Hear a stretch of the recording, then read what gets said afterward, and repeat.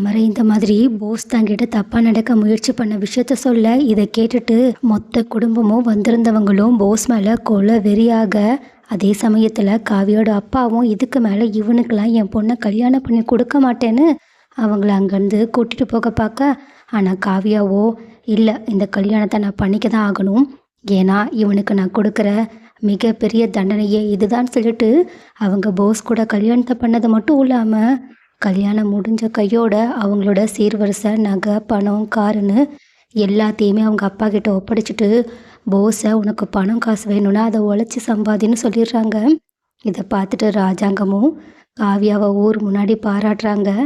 ஆனால் என்ன, ஈஸ்வரிக்கும் அவங்க பொண்ணுக்கும் தான் இந்த விஷயங்கள் எதையுமே ஏற்றுக்க முடியல. அதனால அவங்க செம்ம டென்ஷனோடையும் அதை விட அதிகமான கஷ்டத்தோடையும் இருக்கு. ஆனால் போஸுக்கு தான் எல்லாத்த விட அதிகமான சோகம்னு நினைக்கிறேன். ஏன்னா போஸ் இந்த மாதிரி எப்படியும் காவியா நம்மளை கட்டில் தூங்க விட மாட்டா, நம்மளே கீழே போய் தூங்கலான்னு அவங்களோட பாய் தலைவாணி எடுத்து கீழே தூங்க போக, ஆனால் காவியாவோ இங்கே பாரு, நீ தூங்க வேண்டிய இடம் இது கிடையாது, அடுப்படி போ, அங்கே போய் தூங்குன்னு சொல்ல இதை கேட்டுட்டு போஸ் அதிர்ச்சியில் காவியாவை பார்த்துக்கிட்டு இருக்கா. ஆனால் காவியாவோ செம்ம தென்னாவட்டோட நீ இப்போ மட்டும் போல, அப்புறம் நடக்கிறதே வேறன்ற மாதிரி அவங்கள முறைச்சி பார்த்துக்கிட்டு இருக்காங்க.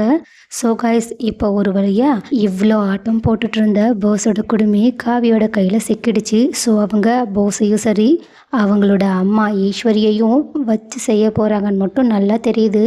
ஸோ பொறுத்திருந்து பார்க்கலாம். இதுக்கப்புறமா தான் காவியோட ஆட்டமே ஆரம்பம்னு யாரெல்லாம் நினைக்கிறீங்க?